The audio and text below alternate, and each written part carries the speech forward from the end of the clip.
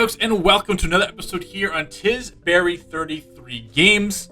And here we are. We are in July. And July is an episode where we do a lot of different things. Let's first check out on what we're going to put on the trade block. Could a guy like Alex Bregman go? Let's check out the roster and see, struggling pitchers, see who can go. I mean, the pitching rotation is pretty set.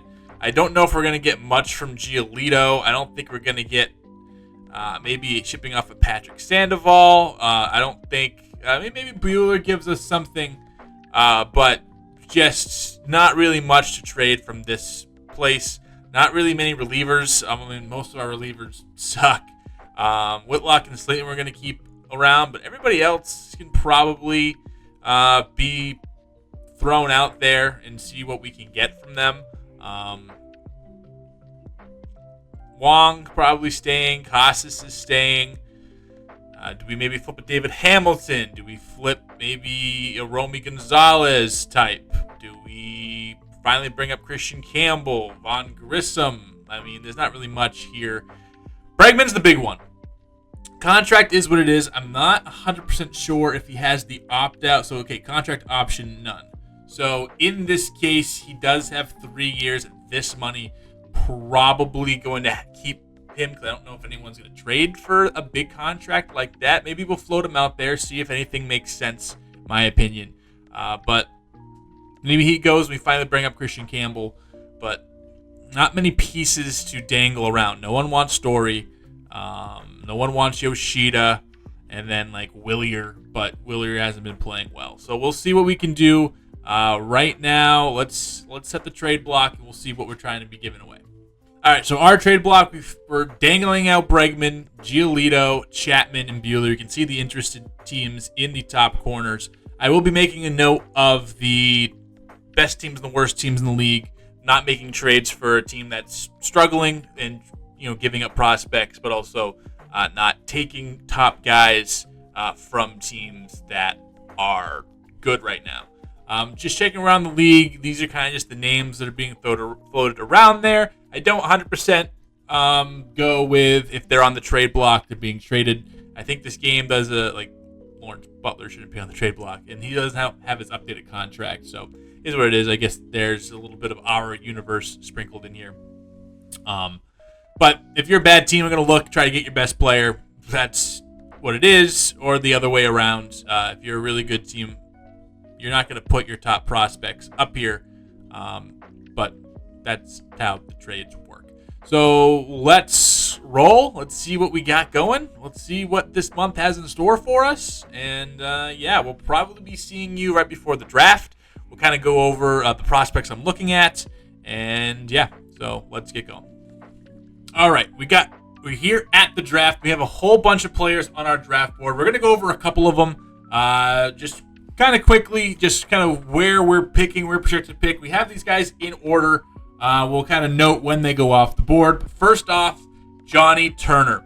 This looks like an instant hit, an automatic hit, not ranked by a lot of players. Number one of our draft board. So the hope is no one else has scouted him, and he stays with us at pick 14. We can get him with super low bonus demand. Has 100% or 80% motivation to sign with us. This is what his stats look like. Velocity is in a really good place. 4-pitch mix. Live arm. Real big stamina. Real big home run prevention. Everything else can move up, but it looks like he's going to have a potential out of the rip. Another guy potential in this first pick, Stefan Rivera. We have him 4th. MLB had him 32. More of a strikeout guy, but also nice control and break on his pitches. He'd be more high school guy. He'd be more expensive. But a 5-pitch mix, cutter, slider, 12-6, changeup, sinker, so everything's moving. Pitch velocity is a little bit down for a big strikeout guy, but another guy that potentially we could use with that first pick. Talked about Broderick Mendoza. If some of the pitchers go, this is definitely a guy I'd like to get for position players. Third baseman, high contact, slap hitter with some power against lefties, really good plate discipline, and good speed, decent fielder, definitely an all-rounded player. We want to add some more to the position player pool. But also at this state in our franchise, anybody's going. We're just picking big potential, all that fun. Mark Hayashi, a not ranked prospect, a gem we could potentially get high hits, high stamina. That's what you want in a good pitcher. So this is definitely a guy hopefully we can get later in the draft. Diamond in the rough. Looks like he's going to have B potential. 4-seam cutter, changeup, slider. Really like his 91 motivation to sign.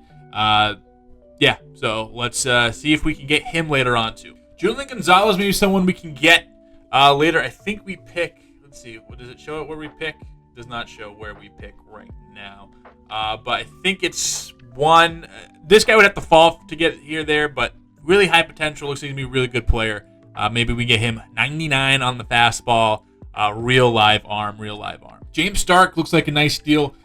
Interesting with the potential, and I think we have guys with bigger potential, but high strikeout, high stamina guy with also high pitch velocity with everything in the mid to high, really mid to high on the scale of where those pitches. We have him 43rd. Draft rank has him 74th, maybe a second, third round pick potentially, but definitely a guy lefty from Arkansas, a guy we'll be looking at if he's there. A good place I think we're going to hit is later in this draft. Now, this is kind of where if you watched my things I want to change about franchise, you have these guys lower in the draft that are college-age guys that aren't really good right away but have high potentials. And you can wait those guys out. These end up being some of the best players in your franchise because they'll come up when they're 26, 27, be a potential, be really good, and you don't have to pay them. I'd like to see this change a little bit, maybe make selection based on potential and boost these guys up. But Chris Brignoni, a potential guy for us, high power against righties, a power first baseman, can have some decent potential. We can stash in the minors for a little bit. And by the time Costas, it's time to make a decision with him. Maybe he's a guy, a cheaper option that we can jump on with. Wheelan Friedberg, definitely a guy I want to select here. Catcher with high potential. Don't really get a lot of these in all the years of drafting. Catchers are always the hardest for me to kind of pinpoint and get a really good one.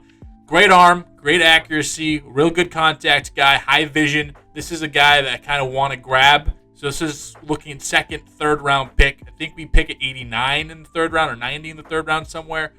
So we can grab him. We have him 66 on our board. Dan Sherry, high potential, not ranked on anyone else's board. Another guy to get late. Jordan Curry, same thing. Another not ranked. This is why we do the prospect discovery in pitchers, because you can get some real good gems here. Bob Hernandez, high potential but low rated. Real good fielder, real good speed guy. Won't be anything with a bat, but let's see if he's available late. Definitely a guy that we can swing on and wait on. Anthony Chavez, again, high potential late. Let's see what he brings if we can get him late. Jimmy Peacock, another guy who's going to have high potential, but also low starting overall. Contact looks like the name of his game. Let's see. I like how it has the future. He's going to be bad, but the potential's high. These guys are few and far, or not few and far between, but a plenty here late in the draft. So that's what we use a lot of our scouting on, guys we can get late. So these are guys we can get with our 4th, 5th picks that could potentially be a potential guys for us. And that's going to do it for the big board. Let's go right onto the draft. As always, we're going to take a look at the first round. First 6 picks have been set via lottery, projections, blah, blah, blah. As the kicker, whatever. All right, let's start the draft. We'll watch the first round, and then after that, we just sim to our picks and see who comes off the board. Andre Fortenberry, he comes off. We had him 6th. He's a real good starting pitcher, and then we'll also see who all these players are, how they did, how good they were later on. Mariano Ibar, he was 2nd-ranked prospect. We were souring on him a bit, 19-year-old, going to the Angels. 3rd pick in the draft is Tom Powell. 3rd baseman we didn't give much time of day to. Again, we weren't picking up that high. It is what it is. So Johnny Turner would be the pick in a perfect world. We just think he's just a can't-miss prospect, especially with us struggling in the starting pitching department. He's a guy that we would like to get. George Caballero, we'd like to see these guys, the guys that were projected to go here that we didn't really do much scouting on because we knew we weren't going to be in those races. Orlando Fletcher, another one of those guys. Looks like a great bat, but we weren't in on him. Caballero looks good as well. Pittsburgh takes Rob Fleming. 3rd baseman, another one, big power guy. I would love to see how these, also big speed guy at 3rd base. That's interesting.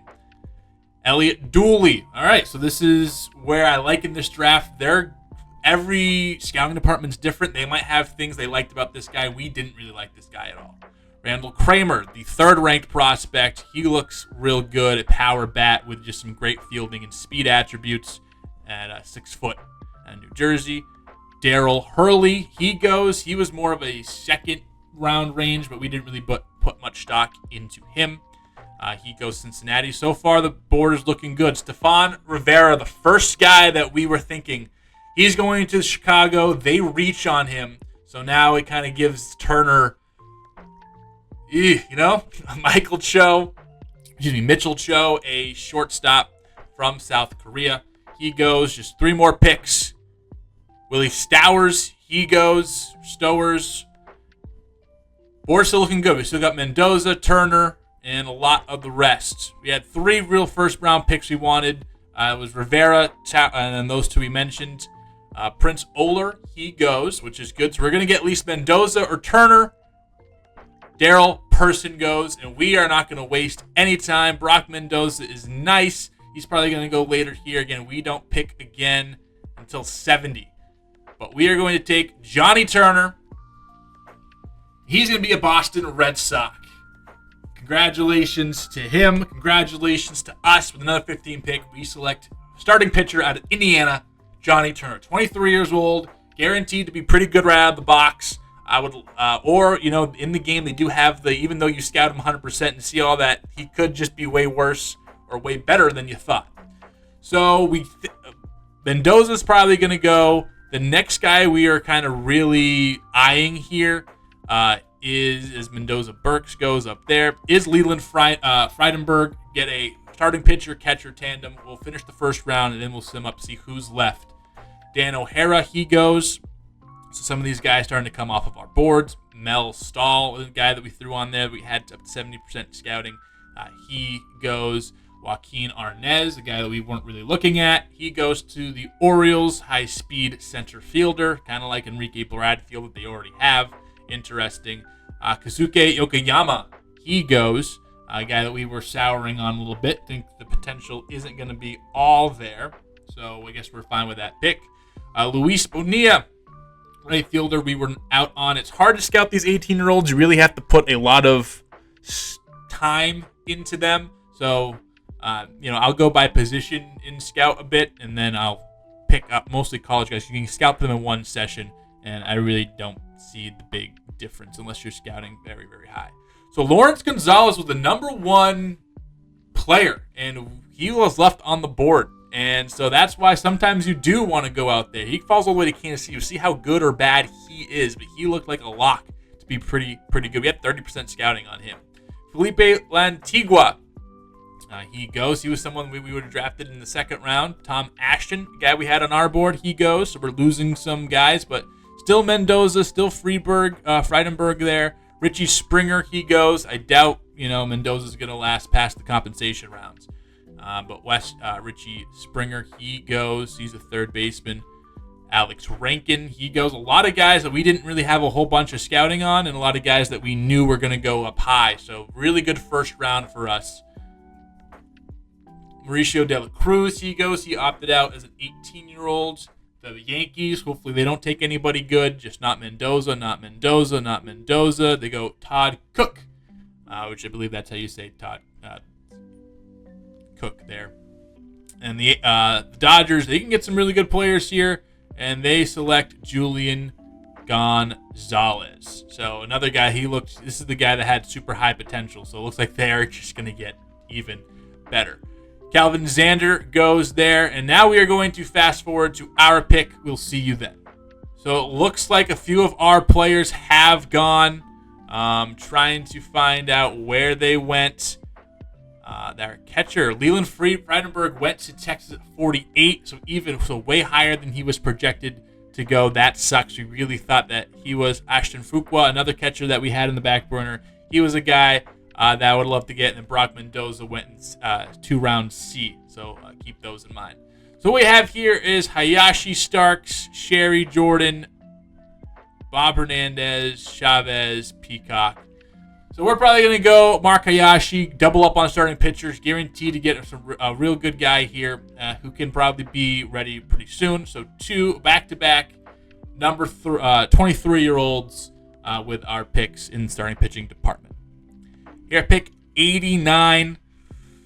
Debating Hernandez. Peacock, catcher we liked was gone. And, Anthony Chavez just went here. Hernandez or Peacock. I think Peacock we can wait till next pick. Yeah,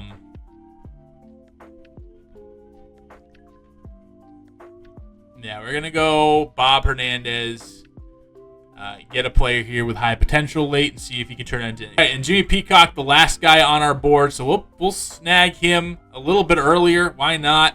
If we view the prospects, there are some guys here that we have some information on and some pitchers. So we'll grab our top position player prospect and see what the rest of the draft has in store for us. We're going to take a risk here. We're going to get Dominique Alez, a catcher, a high school catcher. We'll just kind of see. We'll scout him as we try to sign him. He was draft rank 128. I think this is a guy that we discovered. So we'll add him to the board. We'll see what we can get from him. All right, and our last pick here, we're going to go with Colin Pennick, 69th on our board. Nice. We'll see. We'll scout him the rest of the way. And that's going to be the draft. So a couple picks went our way. A couple picks didn't get our way, but it's hard to scout. It's hard to really get a full board here. You really want to sell out for your first picks and then just see what's going on later on. So I'm happy with our draft. I think we did well. And let's check out some of these prospects went and how we did signing our guys. All right, it is time to view the draft picks. And oh boy, did we have a very, very good draft. First up, Johnny Turner ended up being a 73 overall, a potential guy. This is a guy that can jump right into the rotation next year, potentially, depending on what we do in free agency and the like. 90 stamina. 77 home runs per 9. A good fielder. Who gives a shit? Or not 10 fielder, but 87 arm. 93 on the fastball. And then sinker, slider, curveball combo. Real good player here from Johnny Turner. Next up, Mark Hayashi, a B potential guy. High hits per 9. High stamina. And that's what we're going to be doing. A lower velocity. He has an 85 overall potential. But another guy that could potentially be cracking the rotation sooner rather than later. Bob Hernandez ended up with an 89 overall. However, it's a 56 or 89 potential, 56 overall. Good fielder out the gate, good athlete out the gate. Really going to have to develop the bat. But a project we can stash and see what he does. Jimmy Peacock ended up actually being a little bit worse than projected, but much like the vein of Bob Hernandez, high potential, but a low overall to start. 23 years old. This is a guy that, hey, maybe he doesn't even make the team at one point because of the overall being so low. It's going to be a while to get to see him. But 51 contact against lefties. Contact's good. Vision clutches up. So a guy that we could be seeing in a few years down the line. Dominique Alez, the guy that we discovered, the guy that we took a flyer on towards the end of the draft, ended up being an A potential prospect at 18 years old. But this is like the perfect prospect. A potential, 53 overall, but 18 years old. He has time to develop. A real good fielder out the gate. Needs to work on the bat, more contact over power. A good bunter for some reason, but definitely intriguing. And Dominique Alez, probably the best catcher I've drafted in a while. Colin Pennick, he ended up being a C overall, but C overall potential, but still 75 overall potential. 18-year-old, ways to go for him. Now let's check out our division. Looks like Claudio Calderon, is the best guy that they ended up getting. Orlando Gonzalez ended up not signing. And Joaquin Arnez, supposed to be a real good player, actually was lower than projected. So that's what I was talking about, where the scouted potential and the actual potential sometimes can be a little iffy. Yankees didn't hit on anybody, that's good. Rays didn't hit on anybody, that's good. And the Blue Jays did get Randall Kramer, who's a 93 overall potential, 74 overall out the gate. And they do have a good mix of pretty good guys here, but all right fielders and then one reliever. Then let's go around the league and find some interesting prospects, guys we had scouted or guys that just ended up being filthy. Stephon Rivera, we'll start with him. Ended up being an 86 overall potential, 58 overall. High case price is a guy that we thought that we would be taking. The guy in contention at number, 15? So he ended up being pretty darn good. They also got Adrian Zuniga and Dan Sherry, another guy that we had on our board, ended up being an A overall potential, 90 potential, 55 overall. So a pretty good hit there for the White Sox. They need all the ones they can. Nicholas Montero for the Guardians, ended up being 90 overall potential in the late round. So good find for them. Larry Jimenez, a guy we had on our board, much like the second pitcher, the Japanese pitcher we signed in Mark Hayashi. High stamina, high hits per 9, working on everything else, 89 potential for him. Broderick Mendoza ended up being a 76 potential, so good thing we didn't go with him. Still is going to probably be a player at some point in this franchise, but not the guy that we got in Johnny Turner, that's for sure. So good thing we kept off on him. And then Mel Stahl, another guy we were looking at, 84 overall potential. Jordan Curry, another guy we were looking at, ended up with 88 potential, going to the Angels in a good draft for them. Again, they needed it. Mariano Aybar ended up being the second pick. 81 there, probably could hit better, but Leland Freidenberg ended up being a 93 potential at 60 overall. Definitely the guy that we thought he was going to be. But yeah, is what it is. It's a really good pickup for Texas, and our scouting department was also in on him as well. So I guess moral victory. Braves ended up having a really good draft, including the highest ranked potential guy that we've seen so far, Matt Pearson, 96 overall, 96 potential, 60 overall start. Anthony Chavez, another one of those late round gems that we ended up finding, went to Miami, 86 overall potential. Andre Fortenberry was the number 1 overall pick, ended up being 88 overall potential. You'll take it, 63 overall.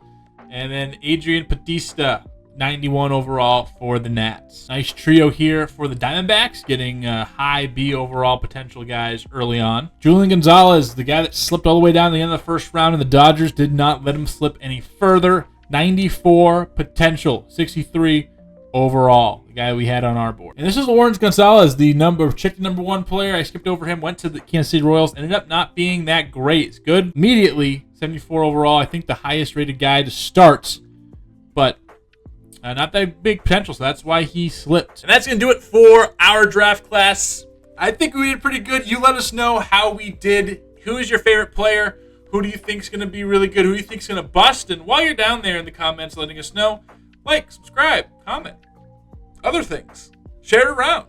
Why not? Definitely the highlight of the last of this episode is how good this draft ended up. All stars for 2025.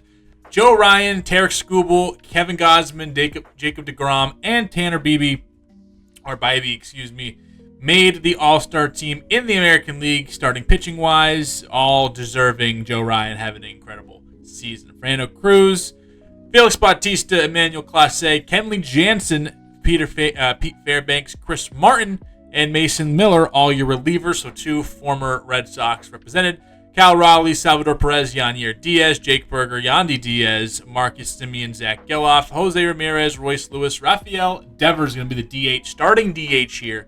259 average, 27 home runs. He, again, having a great season offensively, 852 OPS. It's actually lower than you would actually think with 27 home runs. Just not hitting well enough for average. Usually a 270, 280 hitter, but now in 260 this year. A little more strikeouts in his game. Actually, it's only 18%. Probably just getting unlucky, most likely, is what it is. But Devers having a good season. Josh Rojas, the representative for the White Sox. Gunnar Henderson, Bobby Witt, arguably the 2 best players in baseball. I mean, you can make an argument for it.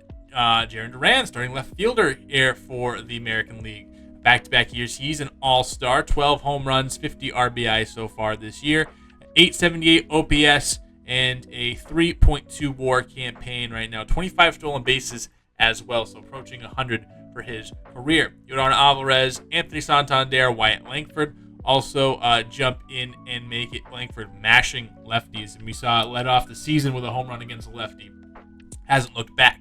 Cedric Mullins, Aaron Judge, Jorge Soler make it in for the American League. For the National League, it is Aaron Nola, Zach Wheeler, Ranger Suarez, Nestor Cortez, Corbin Burns, and Shohei Ohtani.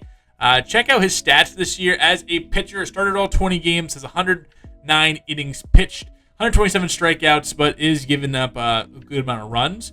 As a batter, this is Shohei Ohtani at his finest. Technically, even better year than he had last year, which is hard to replicate, but he is just so freaking good. Incredible.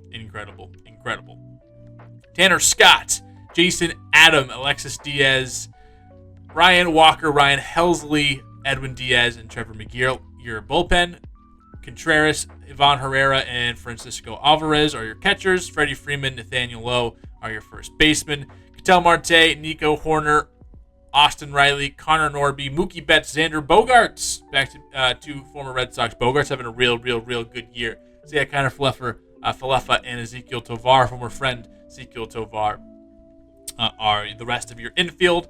Yelich, Spencer Steer, Marcel Ozuna, Jackson Merrill, Corbin Carroll, Juan Soto, your left to right. Juan Soto picking up right where he left off, 47 walks, 41 strikeouts. Every single season of his career, he's had more walks than strikeouts, except for his rookie debut in 2018. Yeah, this guy's an absolute tank, and so far this year, putting up a 3.2 WAR season. I mean, guy's a god. It is what it is. Tani, Spear, and Ozuna are designated hitters. So that's your All-Stars. Let's jump into the All-Star game and the festivities that ensue.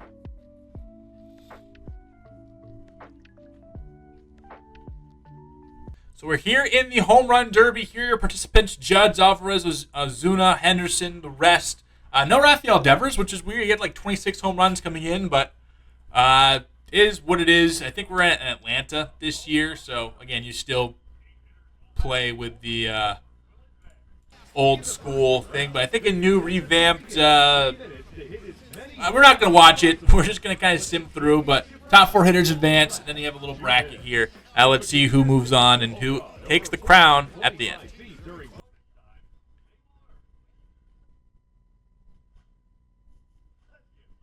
And it's Yordan Alvarez, your champion. So it was Ozuna, Schwarber, Alvarez, Ohtani, who moved on to the bracket round. And then Yordan Alvarez takes it home. Shout out Yordan Alvarez, Big Papi. 2.0. Good for him. Well, let's get on to the All-Star game. We finally went through who made it. We finally went through the Home Run Derby. Congratulations to Yordan Alvarez.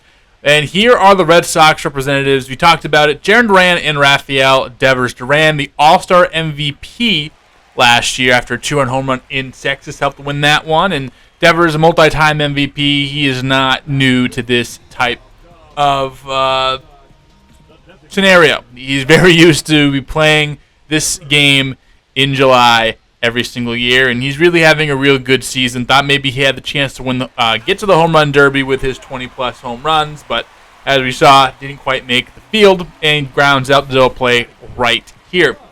Both these guys having great seasons, and they have since from the beginning to end. I feel like a lot of these guys we've talked about have had great starts or great finishes from the middle of the point till now. These two guys have been great since day one. Duran, deja vu all over again, near the chop shop.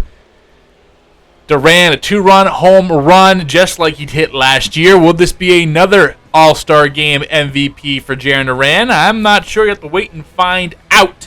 But Duran, a 2-run shot here, helped the American League. Devers later on. Ooh, filthy sweeper by Zach Wheeler. We're going to take a second look at this. Did this clip the zone? It was borderline when we saw it. And, oof, looks like just does nick the zone. And that will be a strikeout. Ranger Suarez is going to tie up Jarren Duran here in the 6th inning. And then Devers back out there, top 7. Ryan Helsley making him look a little bit silly with some 12 sixes. And then he's gearing up for 103.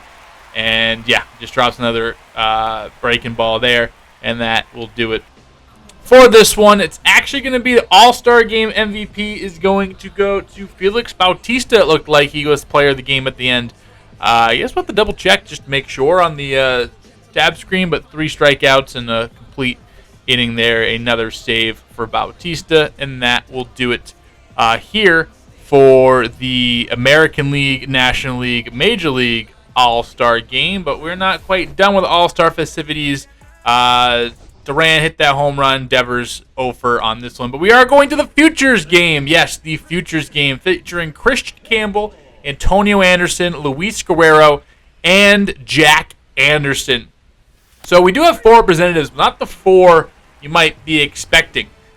Campbell and Guerrero make sense, but no Marcelo Meyer, no Roman Anthony, as Luis Guerrero only got a third of an inning. He has electric stuff.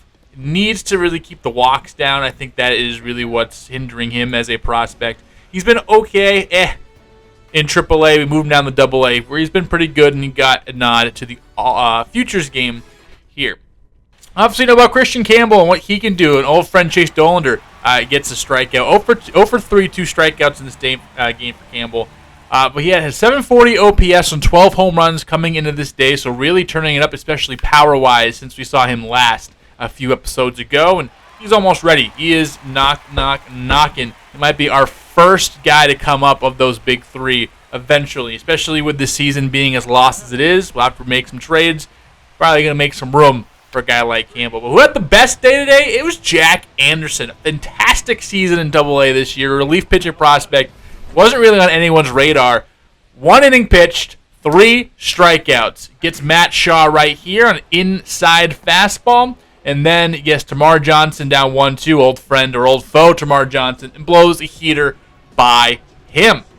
Jack Anderson, someone to look out for now after a real good performance here against the National League Rising Stars. Antonio Anderson was probably the most surprising nod. Hang around in Single A this year, and he's a third base prospect, a well-rounded bat in Single A, so ratings around the 40s, but has a really good defensive rating. I think in like the 60s, 70s for a lot of his defensive ratings, and the Major League defender right now, but definitely nowhere close with the bat. I believe he was a mid-round pick a year or 2 ago, probably 2 years ago, in a draft class that obviously very infamous or very famous for getting the guys the likes of Roman Anthony, Christian Campbell. But this is, I think, a guy in that same draft, if I'm not mistaken, he does swing at a Zach Maxwell changeup very low in the dirt.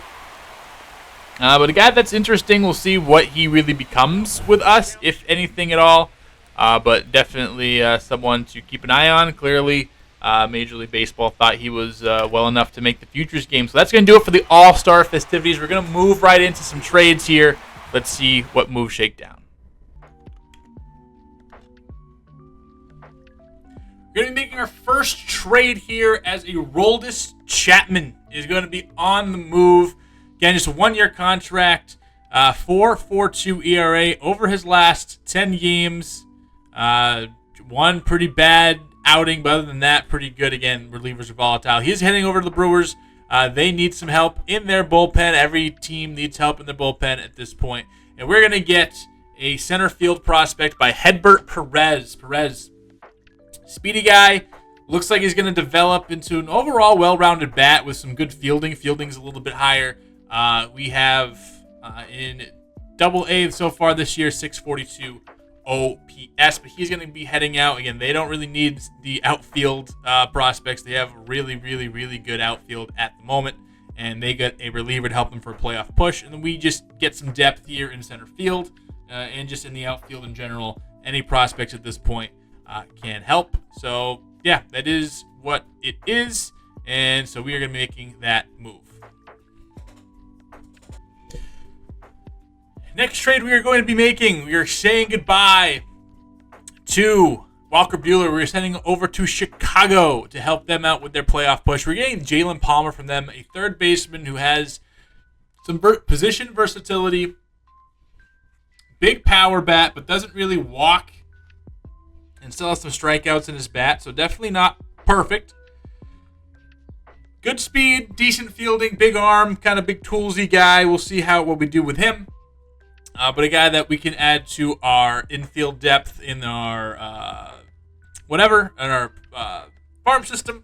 And then Chicago gets a starting pitcher to use down the line here as they try to make this playoff push. Another trade we're making, Matt Moore is going to be leaving our team. He's had some pretty good games, I think, since he's been called up. Just 1 or 2 bad appearances, and he's scoreless through his last 10 outings. We're going to get Kyler Fedkosh, the depth outfielder, decent fielding, decent speed. It's really not much to talk about. We're making this deal with Minnesota.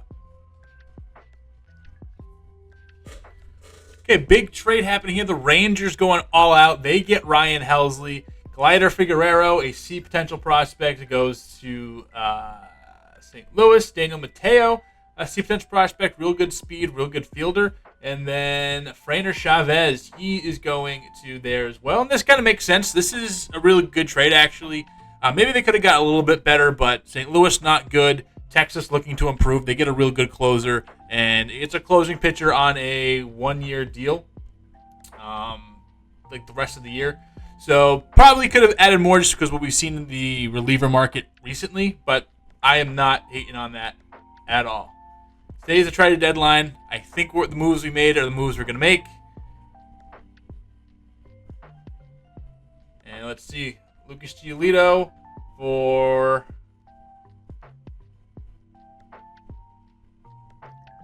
Adrian Del Castillo. I don't think they would do this, so I'm going to decline it. It's a good trade and definitely should accept it, but I don't think they're going to do that. So today is the deadline to sign draft picks. All right. So that's going to do it for this episode. The Red Sox are going to look a whole lot different. Maybe we have some roster moves coming up, but we're kind of going to fast forward through the rest of this year. Maybe 1-2 more episodes before we get into the offseason. Just nothing really to play for anymore. So that is going to do it. Thank you for watching. Unfortunately, just not the season we thought we were going to have. And hopefully that season comes next year because this team's too good to be losing the way they have. We'll see you next time here in Tisbury, 33 games.